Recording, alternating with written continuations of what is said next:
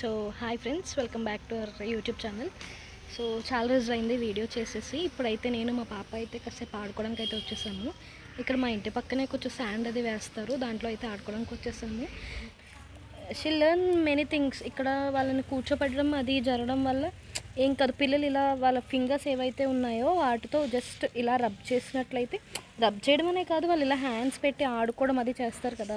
So అక్కడ మన ఫింగర్స్లో ఉండే నర్వ్స్ అవి కనెక్ట్ అయ్యి వాళ్ళ మోటార్ స్కిల్స్ అనేవి కొంచెం డెవలప్ అవుతాయి అట. సో ఆడించడం మంచిదే, బట్ ఆడించేటప్పుడు మనకి వాళ్ళు ఎలా కేర్ తీసుకోవాలనేది కూడా మనం చెప్పాలి. Very good. ఇప్పుడు మరి మనం ఇసుక తల మీద పోసుకోవచ్చా? పోసుకోవద్దా? మరి ఎవరి మీదైనా పోయొచ్చా? పోయొద్దు. ఇంకేం చేయకూడదు? ఇసుకలో కూర్చొని ఏం చేయాలి మనము? ఆడుకుని కాసేపు వెళ్ళిపోవాలి. వెళ్ళిపోయాక ఏం చేయాలి? ఆమ్ కాదు, హ్యాండ్స్ వాష్ చేసుకోవాలి కదా ఫస్ట్. సో ఇలా పిల్లలైతే ఇసుకలో ఆడుకుని చాలా రోజుల కిందట ఎప్పుడో చూసామండి. ఇప్పుడు మా ఇంటి పక్కన ఇలా ఇసుక కొట్టుండడం వల్ల నాకు ప్లస్ అయింది మా పాపను ఆడించడానికి.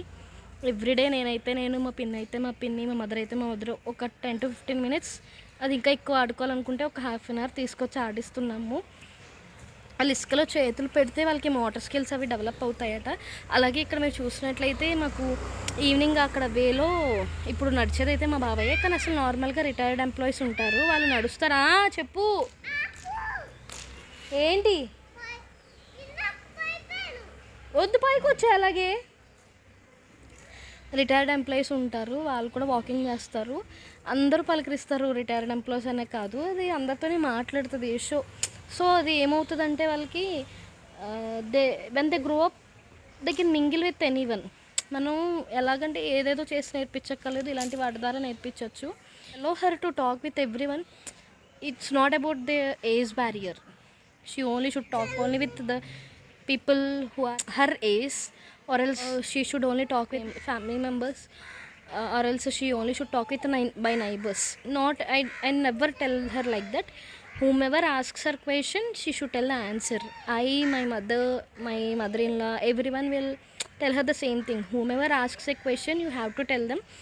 We also tell her to give respect for them. Nowadays, as she is a very small kid, she's not able to understand how to respect, but in future I hope it's going to happen by God's grace. Definitely, for sure, it is going to happen. She enjoys this time. I also to be frank, I also created some bonding with her while playing like this.